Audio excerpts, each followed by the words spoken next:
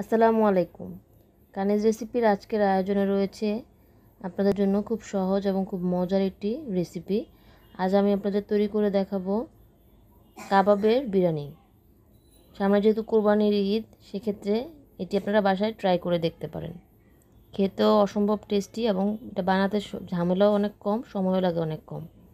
আর দেরি না করে চলুন আমরা দেখে নেই মূল প্রস্তুত প্রণালী, কীভাবে এটি তৈরি করতে হবে। এখানে আমি 500 গ্রাম গরুর মাংস কিমা করে নিয়েছি। একদম মিহিভাবে কিন্তু আমি কিমাটা করে নিয়েছি। এখন এর মধ্যে দিয়ে দিব আরও কিছু উপকরণ। প্রথমে দিয়ে দিচ্ছি হাফ কাপ পরিমাণ পেঁয়াজ কুচি, দিয়ে দিচ্ছি কাঁচামরিচ কুচি,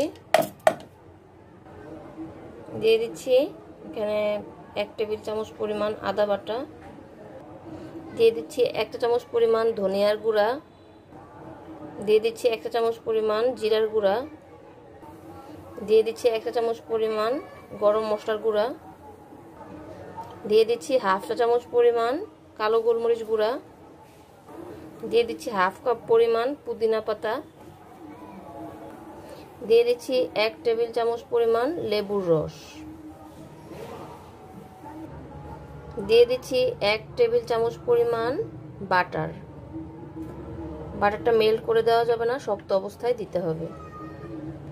সবশেষে দিয়ে দিচ্ছি এখানে ডালের গুঁড়া। এটা আমি ব্লেন্ডারে গুঁড়া করে নিয়েছি। এখানে 1 কাপ থেকে একটু কম আছে, দিয়ে দিলাম। এখন সব কিছু আমি একটু ব্লেন্ডারে ব্লেন্ড করে নিব। দিচ্ছি একটা ডিম,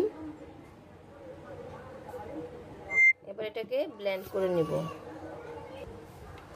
তো ব্লেন্ড করে নেওয়া হয়ে গেছে, দেখতেই পাচ্ছেন মিশ্রণটা একদম রেডি হয়ে গেছে। আমি এখন এটাকে একটা পাত্রের মধ্যে নিয়ে নিচ্ছি। এই তো আমার কিমাটা তৈরি হয়ে গেছে। আমি কিমাটা একটা বাটিতে নিয়ে নিয়েছি। এখন এখানে দিব স্বাদ অনুযায়ী লবণ।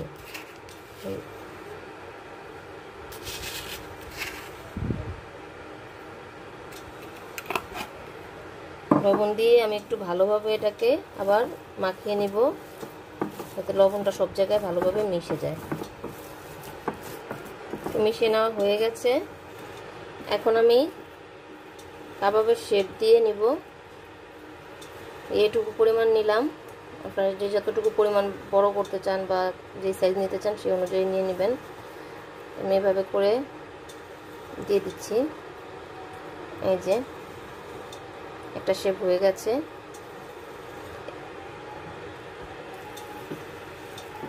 যে যার পছন্দ অনুযায়ী আসলে করে নেবেন। চেষ্টা করছি একই সাইজ করে নেওয়ার জন্য। এই যে এভাবে আমি সবগুলো তৈরি করে নিচ্ছি। প্রয়োজনে চাইলে একটু হাতে তেল নিয়ে নিতে পারেন, এতে করে আর হাতে লেগে যাবে না। এভাবে আমি সবগুলো বানিয়ে নিচ্ছি। তো সবগুলো বানিয়ে নেওয়া হয়ে গেছে। এখন আমি চলে যাচ্ছি চুলায়। তো চুলায় একটি প্যান বসিয়ে দিয়েছি। এখন দিয়ে দিচ্ছি এখানে তেল। এখানে খুব বেশি তেল লাগবে না। আমি এখানে 3 টেবিল চামচ পরিমাণ সরিষার তেল দিয়ে দিলাম। দিয়ে একটু অপেক্ষা করব তেলটা হালকা গরম হওয়া পর্যন্ত।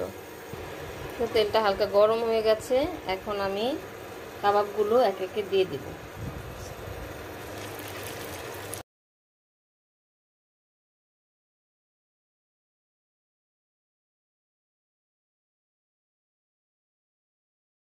তো বাকি যেগুলো রয়ে গেছে ওগুলো আমি আরেক বেচে ভেজে নেব। এখন ঢাকনা দিয়ে দিচ্ছি 3 মিনিটের জন্য। ফিরে আসছি 3 মিনিট পর। ফিরে গেলাম 3 মিনিট পর। এখন একটু উল্টে দিতে হবে। এক সাইড গোল্ডেন কালার হয়ে ভাজা হয়ে গেছে, দেখতেই পাচ্ছেন।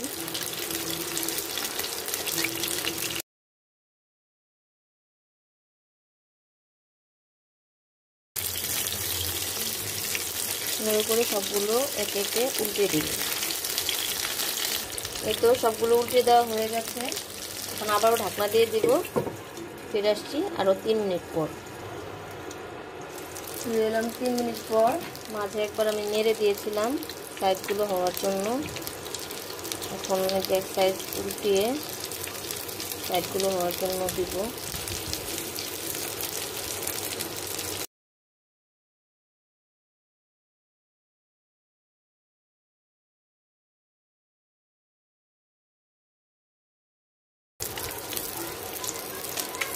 এখন আবার একটু উল্টে অপেক্ষা করবো আরও 2 মিনিট। ফিরে আসছি 2 মিনিট পর। তো ফিরে এলাম আরও 2 মিনিট পর। এ পর্যায়ে তুলে নিতে হবে। সবগুলো সম্পূর্ণ সাইড একদম ভালোভাবে ভাজা হয়ে গেছে। এখন আমি এগুলো আবার তুলে নিব।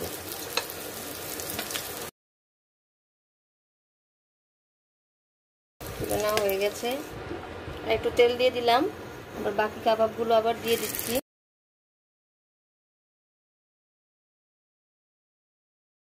বাকি কাবাবগুলো আমি একই প্রসেসে ভেজে নিচ্ছি। এই তো আমার সবগুলো কাবাব ভেজে নেওয়া হয়ে গেছে। এখন আমি চলে যাচ্ছি নেক্সট স্টেপে। একটা পাত্রের মধ্যে আমি দিয়ে দিচ্ছি পর্যাপ্ত পরিমাণ পানি, দিয়ে দিচ্ছি 2 টুকরো তেজপাতা এবং 4টা এলাচ, 10-12টা কালো গোলমরিচ এবং পেস্টার অ্যানিস। আর সাথে দিয়ে দিচ্ছি সামান্য পরিমাণ তেল। টোটাল 1 টেবিল চামচ পরিমাণ তেল দিলাম আমি। দিয়ে এখন অপেক্ষা করব পানিটা বলক আসা পর্যন্ত। ফিরে আসছি পানিটা বলক আসার পর। অন্যদিকে আমি পোলাও চালটা ধুয়ে নিব। তো পানিটা বলক চলে এসেছে। এখন আমি এখানে 4 কাপ পরিমাণ চাল ধুয়ে নিয়েছি, সেই চালটা দিয়ে দিব।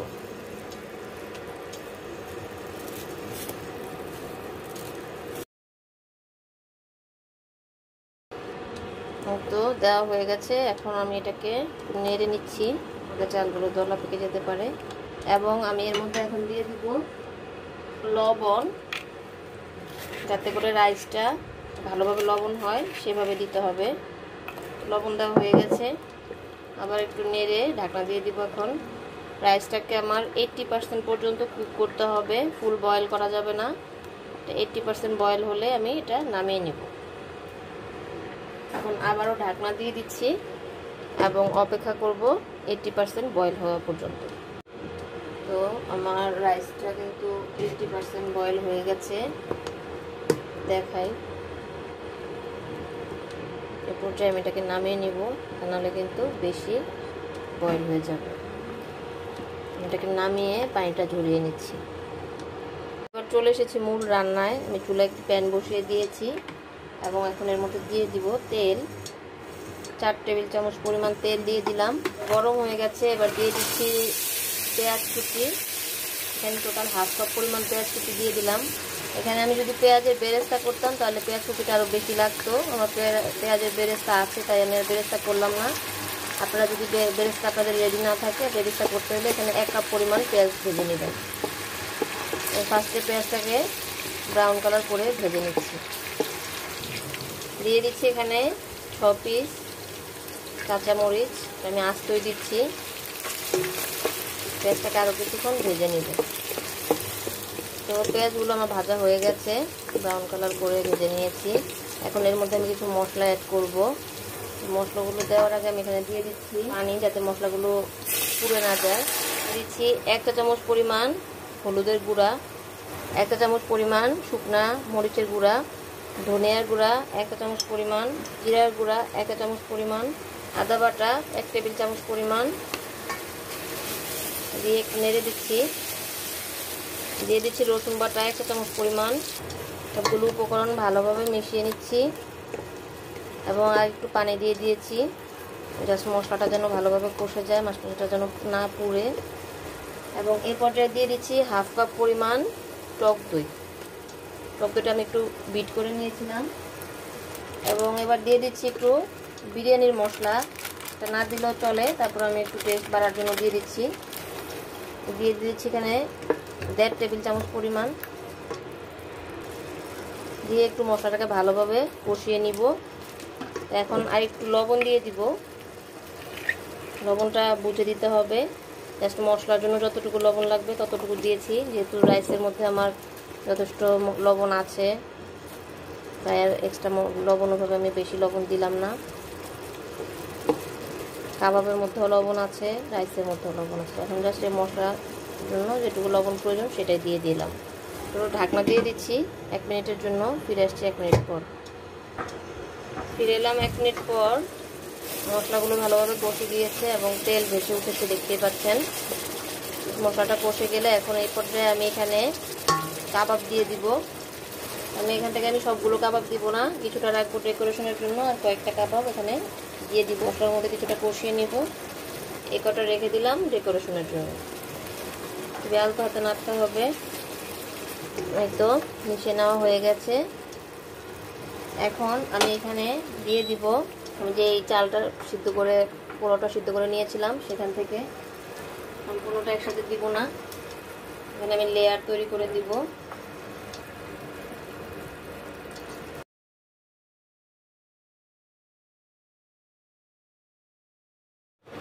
তো একটা লেয়ার হয়ে গেছে। দিয়ে দিব পেঁয়াজ বেরেস্তা। বেরেস্তাটা আমি আগেই করে রেখেছিলাম, আমার আগের বেরেস্তা।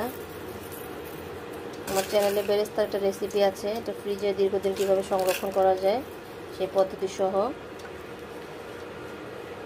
এবং এবার দিয়ে দিচ্ছি কিছু পুদিনা পাতা কুচি।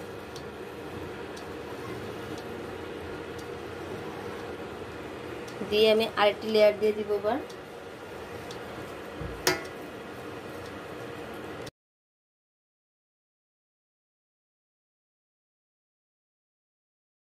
তো আমার আরেকটা লেয়ার দেওয়া হয়ে গেছে।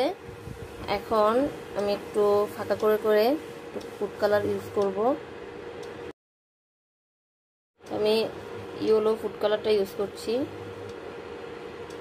দেখার সৌন্দর্যের জন্য জাস্ট। তো আমার ফুড কালারটা দেওয়া হয়ে গেছে। এখন আমি এর মধ্যে কিছুটা ঘি দিব স্মেলের জন্য।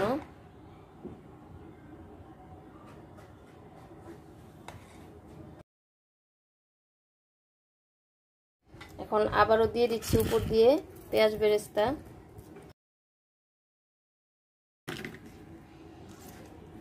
এবং পুদিনা পাতার কুচি, এবং সবশেষে উপর দিয়ে দিয়ে দিচ্ছি সেই কাবাব। আমি কয়েকটা কাবাব রেখে দিয়েছিলাম, বলেছিলাম যেটা উপরে ডেকোরেশনের জন্য দিব।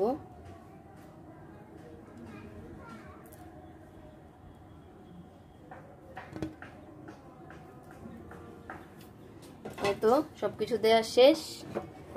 এখন এটাকে ঢাকনা দিয়ে দমে রাখবো। যে আমার 20% কুক বাকি ছিল, সেই 20% রাইসটাকে আমার কুক করতে হবে, তাই আমি দমে রেখে দিচ্ছি 10 মিনিটের জন্য। ফিরে আসছি 10 মিনিট পর। তবে এটাকে আমি 10 মিনিট দমে রেখে সার্ভিং ডিশে নিয়ে আপনাদের দেখাচ্ছি। যে আমার বিরিয়ানি রেডি। এখন আমি এটা সার্ভিং ডিশে নিয়ে নিব।